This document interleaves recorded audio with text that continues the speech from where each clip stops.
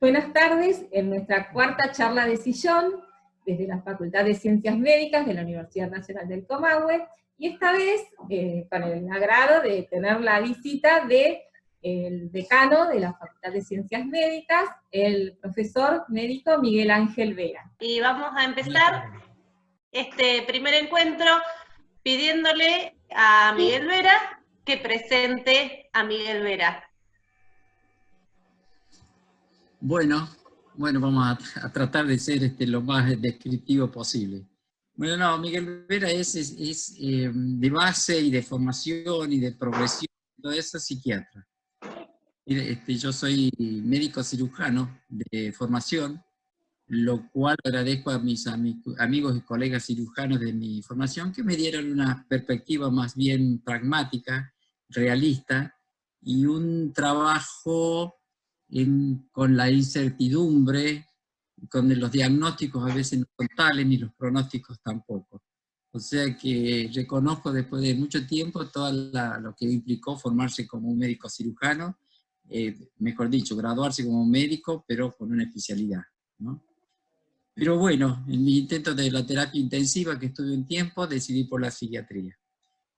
Porque me interesaban más las relaciones humanas, porque me interesaba el desarrollo de la mente y todas estas cuestiones en la juventud nos impactaban mucho.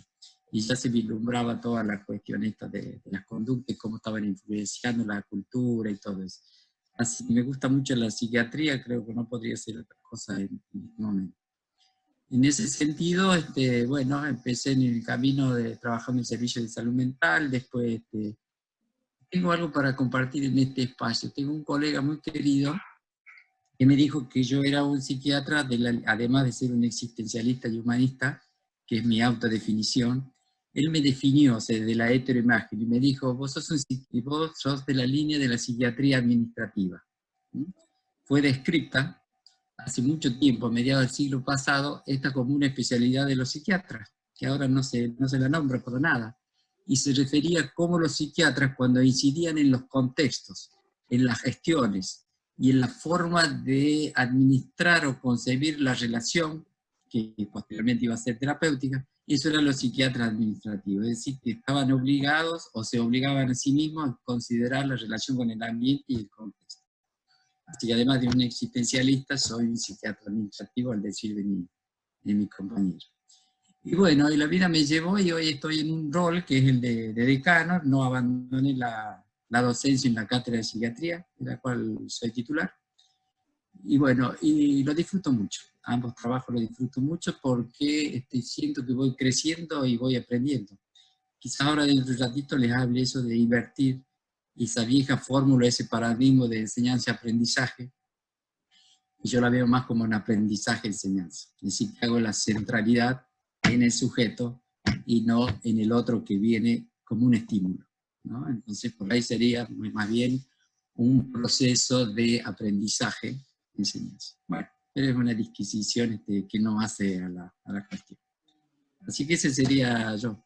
Bueno, tengo 60 y pico de años, tengo una familia hoy chiquita, soy yo y mi señora, así que es la que me está acompañando. Ahora estamos aislados los dos. Hasta ahora no hemos pensado en romper el matrimonio, así que vamos. No me viene, ella se preocupa mucho para que yo esté hidratado y alimentado. Y yo no salga de casa. Así que bueno, eso le puedo contar como personal. Qué lindo. Miguel, y a ver, vos recién hablabas de tu rol de decano. Nosotros empezamos el año con ciertas previsiones que tenían que ver con un calendario académico, con ciertas formas de pensar las prácticas de enseñanza, con una distribución del espacio físico, resolviendo cuestiones que atendían a esos aspectos. Y nos encontramos súbitamente atendiendo al aislamiento social obligatorio y teniendo que repensar qué hacíamos con esos procesos de enseñanza que se habían pensado para este 2020. La pregunta sería entonces, ¿es posible seguir aprendiendo y seguir enseñando en estos tiempos de virtualidad forzada? Sin duda. Me animo a decir que absolutamente. porque voy a dividir en lo de virtualidad y en lo de forzado, y después en lo de la posibilidad. La posibilidad se constituye como tal cuando uno la concibe como tal. Como decía Chesterton, si eres capaz de concebirlo, eres capaz de lograrlo, ¿no? O sea que como posibilidad, eso depende de nosotros. Y lo de forzado, me gusta mucho que hayas utilizado esa palabra de forzado, porque forzado es cuando hay fuerza, ¿no? Y como que acá no es una obligatoriedad, no es una coerción, sino que es un conjunto de fuerzas que ahora son inevitables o son evidentes o irrumpen en la conciencia nuestra. Eso sería la fuerza de un contexto actual de la pandemia, por ejemplo. Pero también sería forzada por una necesidad de adaptación a esto que se le llama, entre comillas, las nuevas tecnologías informático-computacionales. ¿Por qué digo entre comillas esto de la...? Porque la computadora que hace 300.000 años está funcionando es nuestro cerebro. Nuestro cerebro hace 300.000 años hizo un proceso evolutivo que empezó a utilizar con el desarrollo de algo que se llama la corteza, esto de la virtualidad.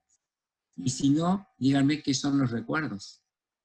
Cuando yo me acuerdo de lo que me pasó hace tal, cuando fui feliz, que hago presente una experiencia en el pasado, que está dentro mío, en parte de mi conciencia, en parte de mi inconsciencia.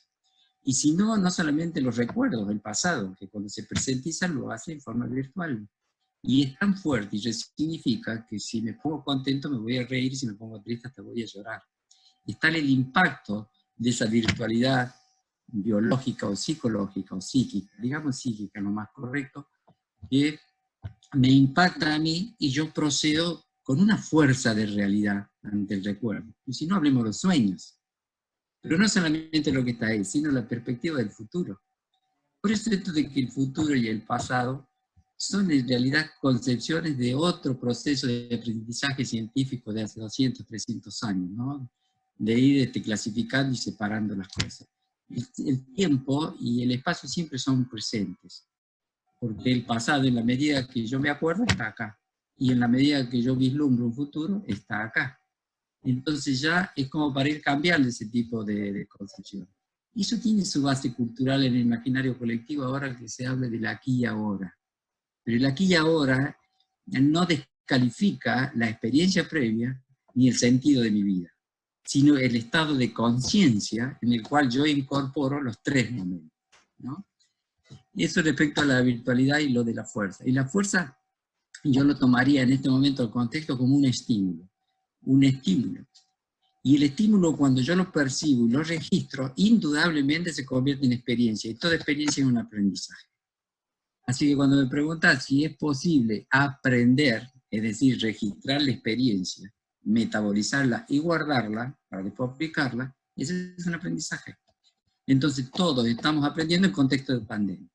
Ahora, ¿qué es el contexto de pandemia? La incertidumbre, el temor, o el miedo, ¿no? La incertidumbre, como es desconocido, produce temor. Entonces ahí como que dispara una alarma de sobrevivencia, digamos. ¿Sí? Puede producir inquietud, puede producir ansiedad o temor. Pero si pone en peligro mi vida, va a aparecer el miedo. Y el miedo se expresa, o huyo, o me paralizo, o me escapo, o ataco. ¿Mm? Pero también hay otra forma, de que si yo soy consciente de que el miedo y hay algo que hace correrme el peligro, puedo afrontarlo. Es lo que tratamos los médicos ahora, esto de bajar la curva, qué sé yo, decir, se lleva tranquilidad.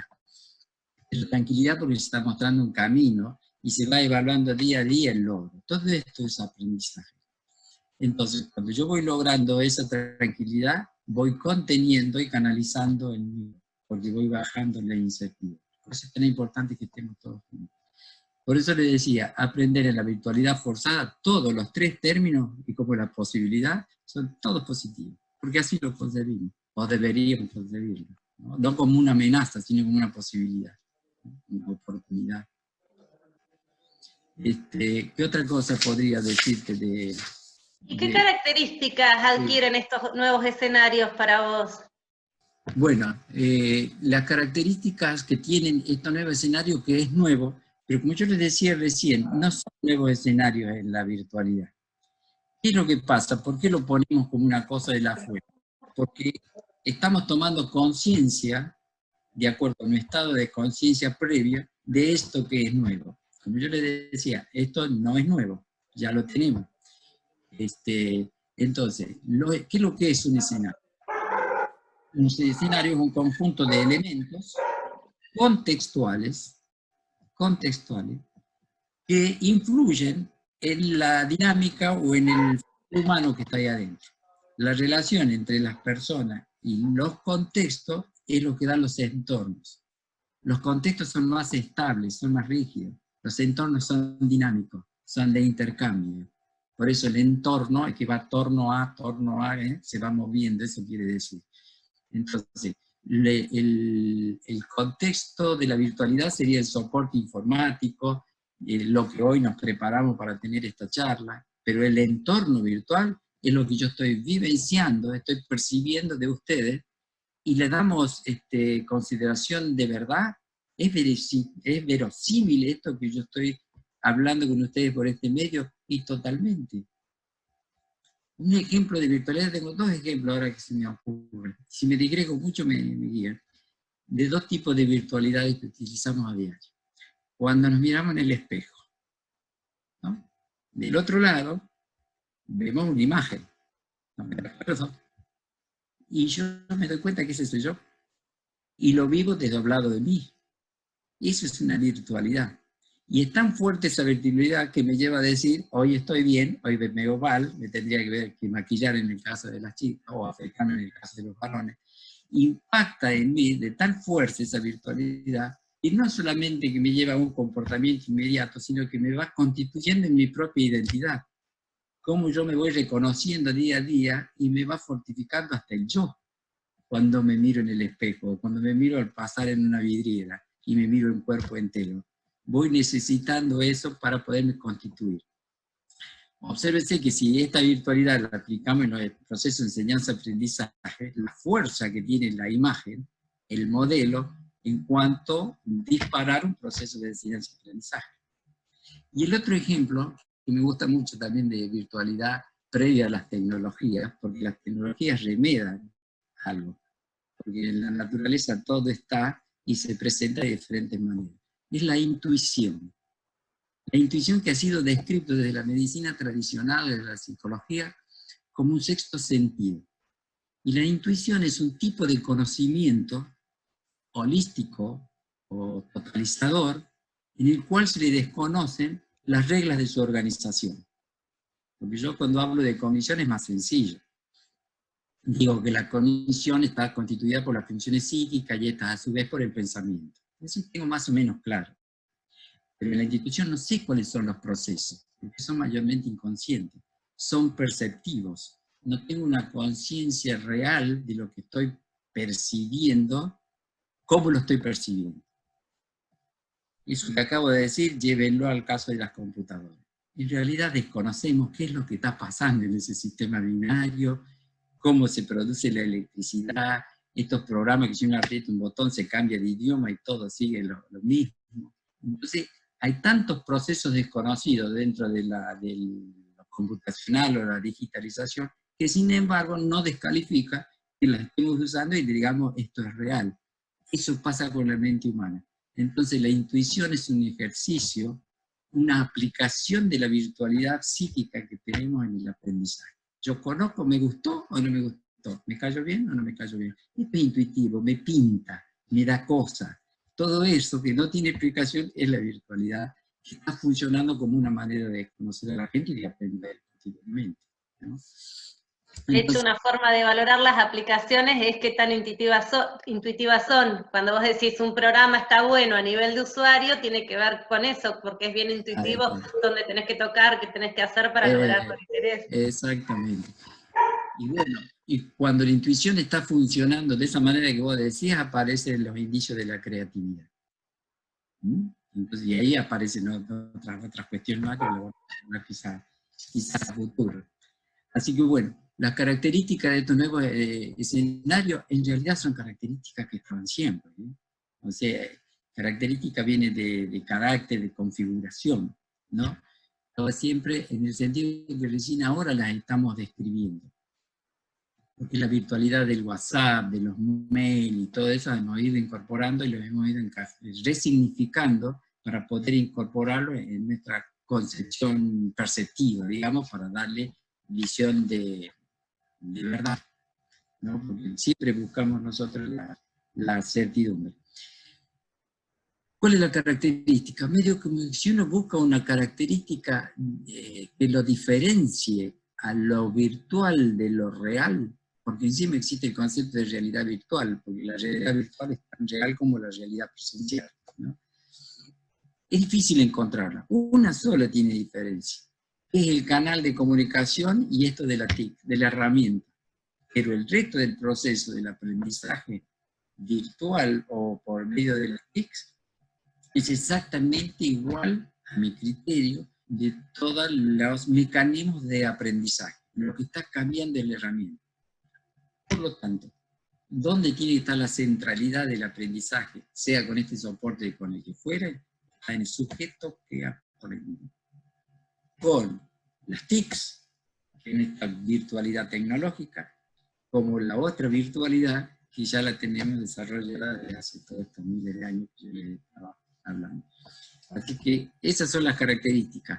En realidad buscar diferencia, porque fíjense que cuando hablamos de presencialidad, como para diferenciar, está la presencialidad física, si quieres podríamos decir la presencialidad material, pero también se cae, la presencialidad densa, por decirlo de algún modo. Esa está la presencialidad física, digamos, y la presencialidad virtual, pero ahora no son presencialidad. Díganme si no estamos presentes en este momento, cuando estamos intercambiando. ¿Sí? Hay presencialidad. O sea que la virtualidad no es ausencia de presencialidad. Porque todos los requisitos para presentizar algo están, que es la percepción. Nosotros tenemos 5 sentidos, o 6 con el de la intuición, o 7 con el sinestésico. Bueno, los sentidos en computación se llaman los sensores. O sea que buscar características diferenciadas, no. Tampoco quiere decir que es todo. Y de hecho podemos estar físicamente presentes y no estar enterándonos de lo que pasa. Exactamente. ¿Por qué? Porque entramos en nuestra propia virtualidad, el tema de la meditación, por ejemplo. Todo eso cómo nos enriquece.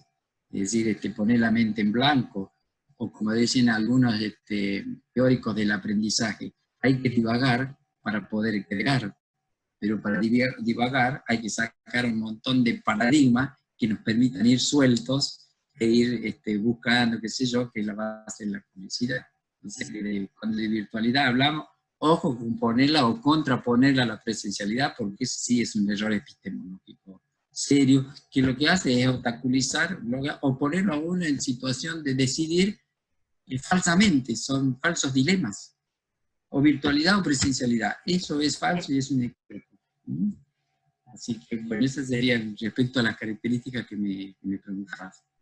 Y el aporte de la tecnología, vos recién hablabas del tema de la comunicación, de la interacción. ¿Qué aportaría, cuál de extra, cuál sería el valor agregado del uso de la tecnología en relación a los procesos de comunicación y de interacción dentro, ¿no?, de las prácticas de enseñanza?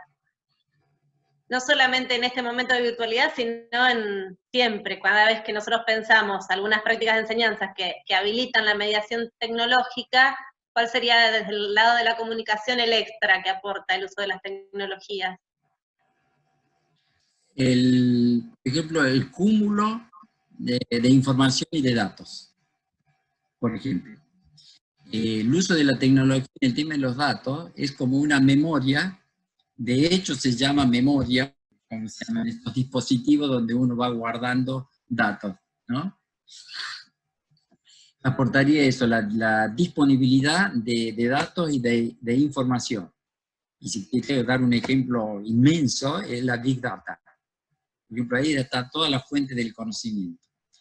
Esa masificación de datos, ese cúmulo masivo de datos, cuando se le incorporó como parte del dato mismo la posibilidad de hacer algoritmos, ¿qué es lo que hace un algoritmo? ¿Qué es lo que hace? Mecanismos asociativos, tal cual hace mi cerebro. Yo siento acá el aire acondicionado, lo estoy percibiendo y a su vez estoy nombrándolo como aire acondicionado y además saco conclusiones de que está muy fuerte. Entonces, ¿por qué? Porque hay un algoritmo en cuanto a la percepción, el registro, la elaboración y la conceptualización y la vuelta, que es la acción. Eso lo describía Ferdinand de Saussure ya también en 1950 y algo. Entonces, eso es lo que aporta, la posibilidad de tener datos. La posibilidad también de los flujogramas o de las hojas de ruta mentales o en el aprendizaje. Y también posibilita otro aporte de la tecnología, es el sacarse en la creatividad y en el aprendizaje otro paradigma que obstaculiza o ya no es epocal para el tema del aprendizaje, es la noción de tiempo y espacio, ¿no? Es decir, la concepción del tiempo y espacio son construcciones psicosociales también, ¿no? Pero tener en cuenta el tiempo y el espacio, esto ha sido disruptivo a la tecnología respecto a la concepción del tiempo y el espacio. Hoy hablamos de sincronismo, de no sincronismo, de electricidad, de tecnología. Ese es un excelente aporte, la posibilidad de accesibilidad a la información, a yo tener un contacto directo con la información, es decir, con el saber. Eso me ayuda bastante. Porque si no, eso ¿cómo lo hacíamos antes? A través del juego, a través de las simulaciones, del contacto. Porque una pregunta interesante. ¿Cómo es que aprendemos nosotros? Se aprende de tres maneras, de acuerdo a los viejos paradigmas. Habrá que ver ahora dónde encajamos esto de la virtualidad. Se aprende por premio castigo, que es bastante autoritario eso, o tiene el riesgo del autoritarismo, porque o haces esto, o si no tenés la pena. Tiene un gran componente religioso, ese también ese aprendizaje, porque si no haces lo que está bien, vas a tener culpa, y la culpa viene, etcétera, ¿no? O sea, el premio castigo, que se utilizó, sí se utiliza, y actualmente también se utiliza. La amonestación, la discriminación, el premio castigo, el abanderado, es decir, tiene cuestiones positivas y tiene cuestiones negativas. Cada mecanismo se debe evaluar en su dimensión justa. La otra característica es el ensayo-error. Qué lindo, es el más democrático de todo.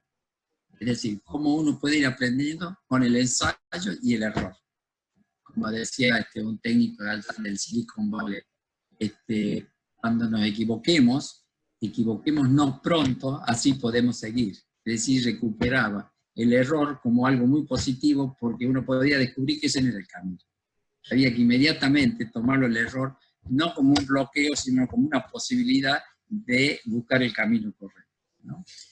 Entonces el ensayo-error también, el juego en los niños, o en los grandes, cuando jugamos, el ensayo-error de conseguir el amor, por decirlo, lo quiero decir de una forma así, no tan técnica, ¿no? O sea, el ensayo y el error en el que estás pensando, aparece la intuición, aparece todo, aparece la simulación, cómo voy poniendo a prueba al otro, etc. Entonces ahí todos son mecanismos de aprendizaje y es el más democrático en cuanto a lo social o cultural que hablemos. Y el tercer factor de aprendizaje son los modelos y los paradigmas. Por eso a veces uno aprende más por lo no dicho que por lo dicho. En la familia, que es una organización de enseñanza o aprendizaje por excelencia tradicional, figuran las tres, pero fundamentalmente del modelo. Haz lo que yo digo, pero no lo que yo hago, eso no funciona como un mecanismo positivo de aprendizaje, ¿no? Ahora, traslademos estos tres conceptos a la que me preguntaba Tere de las características de la virtualidad. Y están las tres. O sea que el dispositivo de las TIC no cambia ningún proceso de aprendizaje, porque los procesos de aprendizaje son previos. Ahora, potencialmente, hace 200 años no estaban las TICs.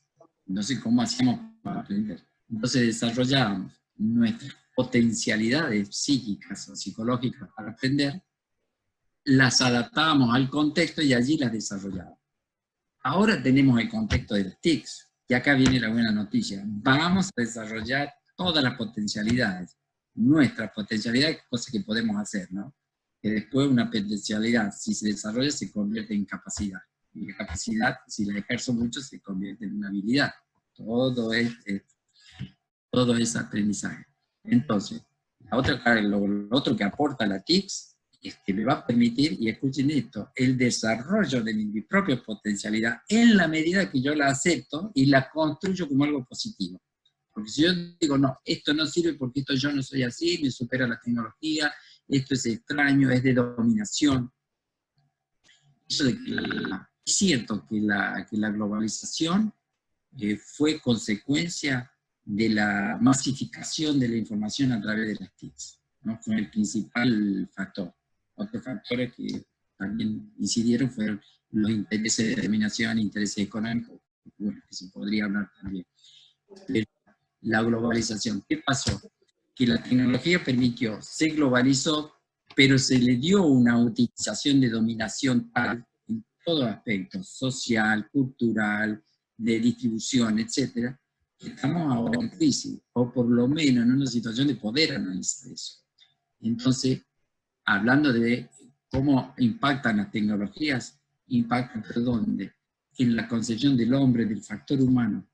Acá, para poder charlar, habría que hablar mucho de factor humano y de tecnología. En esa confluencia es donde podemos hacer algunos cambios respecto al aprendizaje. Ahora, volviendo al tema del aprendizaje, sin temor a que ser insistidor. Aprendemos desde el momento que estamos en la panza de nuestra mamá, ahí ya empezamos a aprender.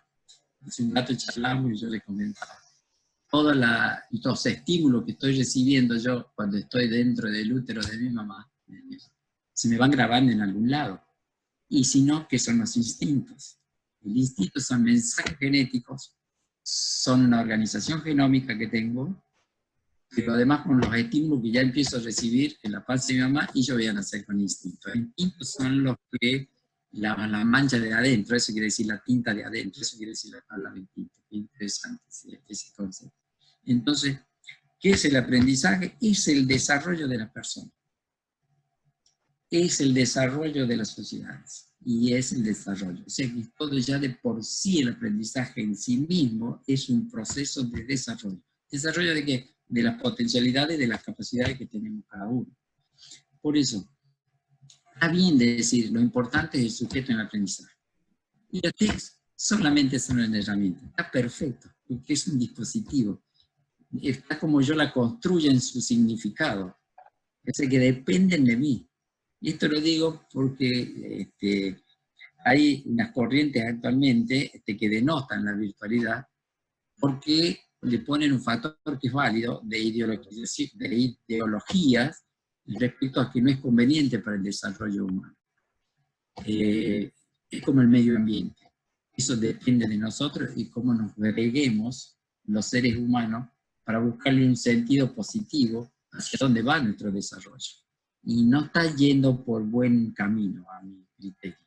Y si no, fíjense cómo está funcionando nuestro planeta. Que ahora que con un parate del funcionamiento humano, está respirando el planeta. Eso nos tiene que dar una gran enseñanza. Y creo que como ahora nos va a salvar, también nos va a salvar, o nos va a ayudar mucho la tecnología. Entonces solamente las TICs son una herramienta, un dispositivo. Si hablar de las TICs, no. Hablemos de la virtualidad, de las realidades virtuales, biológicas, sociales. Una virtualidad social son los símbolos. Está lleno de carteles por todos lados. Carteles que no tienen las letras, no tienen el abecedario, que es la flechita, que es el color, que es el rojito, que es el dibujo, etc. Esa es otra virtualidad. En el mundo de la virtualidad estamos impregnados desde hace 300.000 años, y que nuestro cerebro pudo, y cómo se maneja en nuestra sociedad, cómo vamos a resignificar. En psicología, también en la década de los 80 ya se hablaba de la realidad inventada, decían los psicólogos. O sea, que yo vivo la vida porque yo la creo y yo la invento. Es como la vieja anécdota esa del zorro que quería comer uvas y no las alcanzaba y no podía trepar. Entonces, él la miraba a las uvas y estaba muerto de hambre, el zorro cada vez más flaco. Hasta que un día hizo el clic y se dio cuenta de que no iba a poder comenzar. Entonces las miró por última vez y dijo, estas uvas, si no se caen es porque están verdes. Y si están verdes, no me van a caer bien. Así que le dio otro significado a las uvas y se fue contento a buscar otro lugar donde podía comer, porque si no se iba a morir de hambre. Entonces, la realidad es la que nosotros construimos. Y la construimos desde hoy por hoy, y por suerte desde las dos virtualidades. Si pensamos en el mundo adolescente, en esa introspección que están haciendo, en que viven rodeados de las pantallas, en realidad lo que le afecta mucho es cómo significan los adultos las pantallas, ¿no? O los poderes constituidos, ¿no? Porque por eso la tecnología puede ser un gran aliado de la democracia, ¿no? Es un gran aliado de la democracia porque ¿cómo se dice? Simetriza la información, la accesibilidad y las oportunidades toman una nueva característica con el uso de la tecnología. A pesar de que puede haberse falsa, no importa. O sea, cuando nos relacionamos las personas, cuando yo ahora estoy hablando con ustedes, no les estoy mostrando mis zonas erróneas, estoy mostrando otra cosa, pero que las tengo que tener, seguramente. Sin embargo, eso no es óbice para que yo no pueda seguir relacionándome, porque ahí voy aprendiendo a ver qué hago con lo bueno que tengo y qué hago con lo malo que tengo.